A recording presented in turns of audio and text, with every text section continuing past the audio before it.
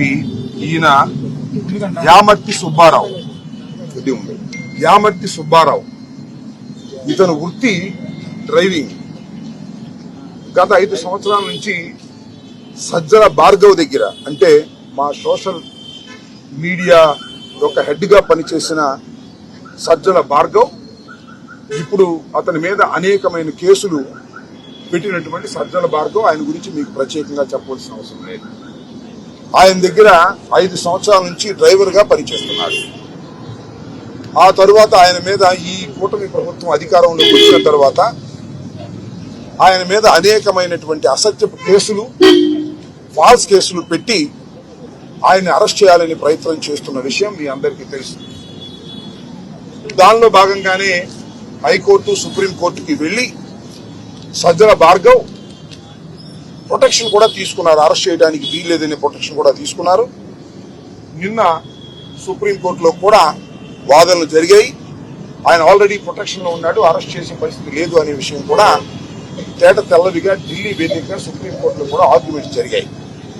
సజ్జల భార్గవ్ దగ్గర పనిచేస్తున్నటువంటి ఈ సుబ్బారావు గారిని, ఈయన సింహాద్రి అప్పన్నపేట గ్రామానికి చెందిన వ్యక్తి, ఆగిరిపల్లి మండలం. ఈయన్ని నిన్న ఉదయం ఈయన్ని తీసుకొని పోలీసులు ఆయన దగ్గరికి వెళ్లి మఫ్టీలో ఈయన్ని కొన్ని వివరాలు అడిగారు. సజ్జల భార్గవ్ అనే వ్యక్తిని ఎక్కడ ఉన్నాడు, నువ్వు ఆయన్ని ఫైనల్ గా ఎక్కడ డ్రాప్ చేశావు, ఎక్కడున్నాడో సమాచారం నువ్వు చెప్పు అని అడిగారు, ఒత్తిడి చేశారు. నాకు తెలియదు సార్, ఆయన అయితే లేడు, ఇప్పుడు ఎక్కడికి వెళ్ళాడో నాకు తెలియదు, డ్రైవర్ గా నేను పనిచేసే వ్యక్తినే తప్ప ఆయన వేరే బోట్స్ నాకు తెలియవు సార్ అని చెప్పాడు.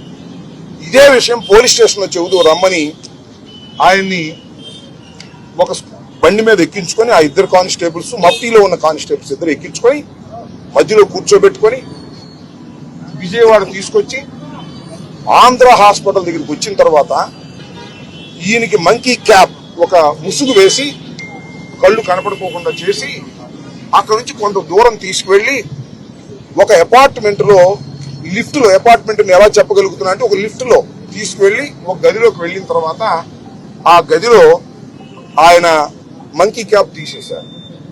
అక్కడ పోలీస్ కానిస్టేబుల్స్ ఉన్నారు.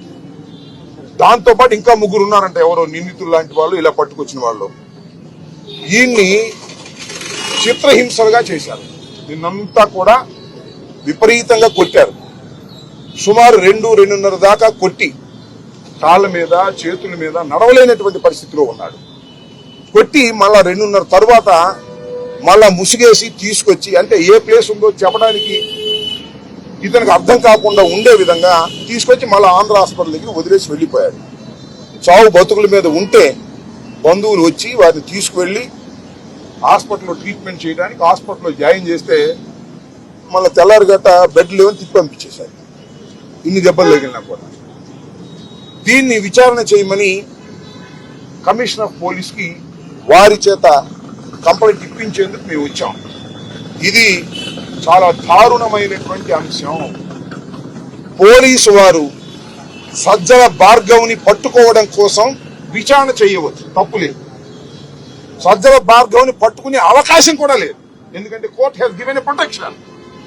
అయినా మా నాయకుల్ని అరెస్ట్ చేసి లోపల పెట్టి బెయిల్ రాకోకుండా చేసి భయపెట్టాలనేటువంటి కార్యక్రమంలో ఒక అమాయకుడైనటువంటి డ్రైవర్ని, ఆయన మా పార్టీ కాదు, మా సింపథైజర్ అయితే అవ్వచ్చు, మా పార్టీ నాయకుడు కూడా కాదు, బ్రతుకు తెరువు కోసం డ్రైవింగ్ చేసుకునేటటువంటి యామర్తి సుబ్బారావుని అతి దారుణంగా చిత్రహింసలు చేసి సజ్జల భార్గవ్ యొక్క అడ్రస్ కనుక్కోవడానికి తాపత్రయపడ్డారు. ఇది మోస్ట్ ఇల్లీగల్ అని మనం చేస్తున్నాం.